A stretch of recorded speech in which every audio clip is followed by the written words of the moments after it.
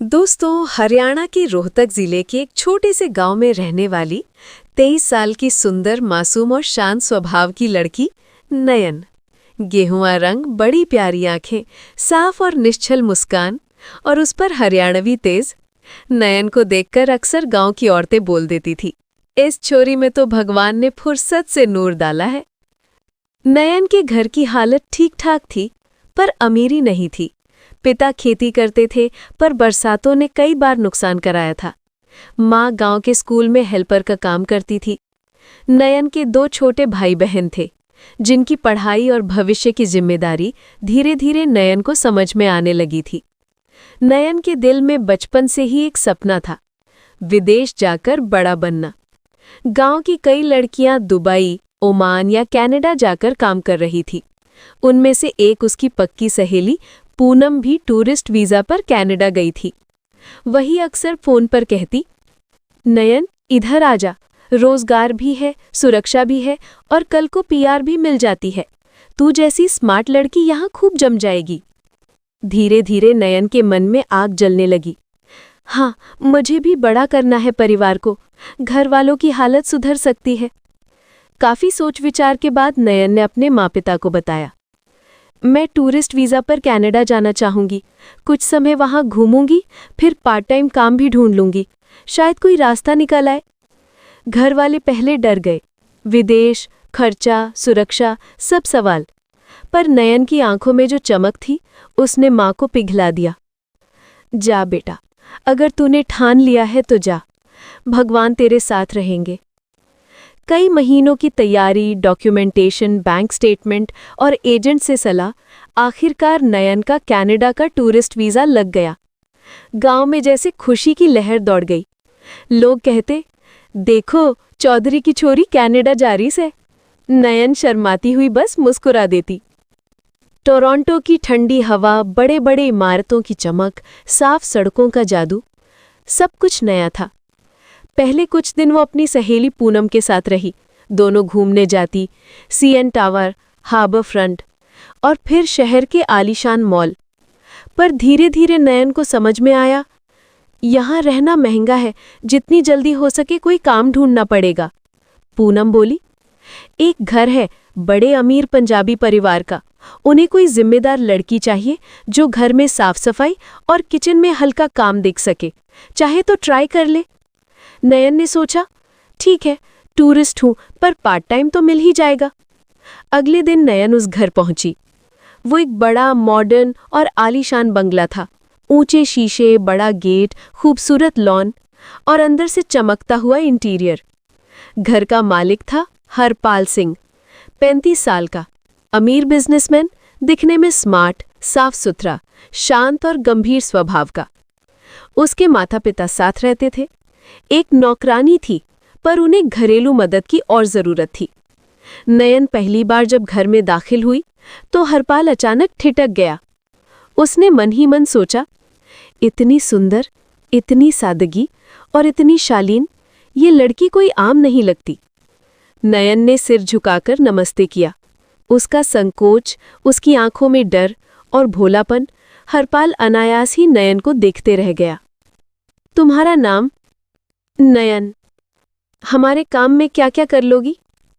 जो भी कहोगे सर, बस इज्जत और सुरक्षा चाहिए। हरपाल हल्के से मुस्कुराया। इज्जत, वो हमारे घर की पहली शर्त है। और उसी दिन नयन को काम पे रख लिया गया। समय बीतने लगा। नयन बहुत मेहनती थी। सुबह नाश्ता तैयार करना, घर की साफ सफाई और बुजुर्ग माता पिता की मदद।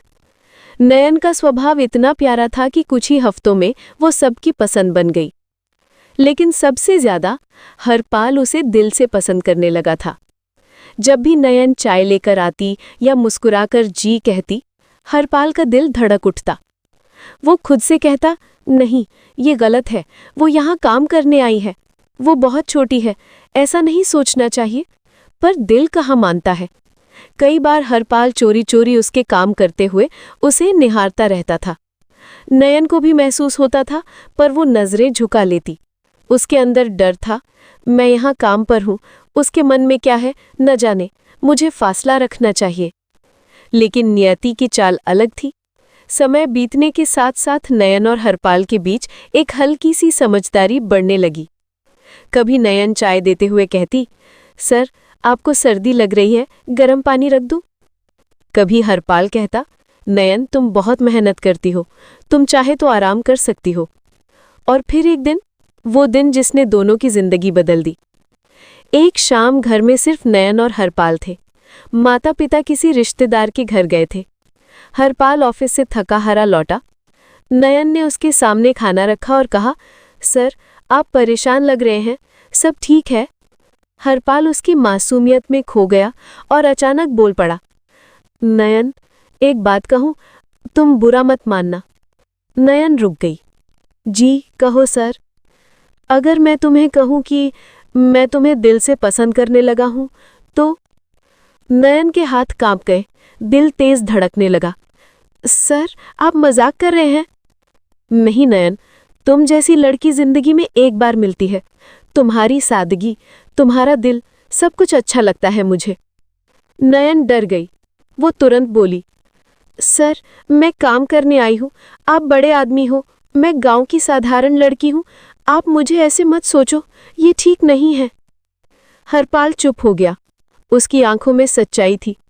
अगर तुम हाँ कहो तो मैं तुम्हें अपने जीवन में जगह देना चाहता हूं, शादी, सब कुछ इज्जत से।